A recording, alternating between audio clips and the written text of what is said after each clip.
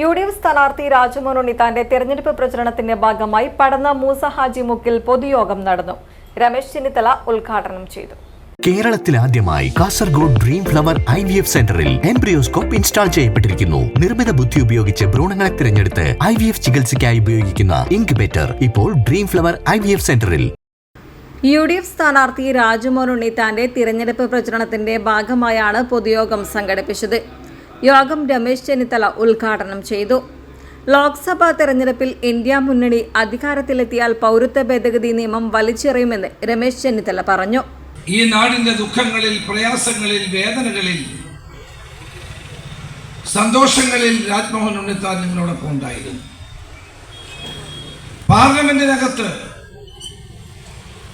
വർഗീയതയ്ക്കും ഫാസിസത്തിനുമെതിരായ പോരാട്ടത്തിൽ ശ്രീ രാജ്മോഹൻ ഉണ്ണിത്താൻ ഉണ്ടായിരുന്നു. പൗരത്വ നിയമ ഭേദഗതി ബില്ല് വലിച്ചു കീറി സ്പീക്കറുടെ മുഖത്തേക്ക് എറിഞ്ഞതിനാണ് അദ്ദേഹത്തെ സസ്പെൻഡ് ചെയ്തത്. നരേന്ദ്രമോദി ഗവൺമെന്റിന്റെ എല്ലാ വർഗീയ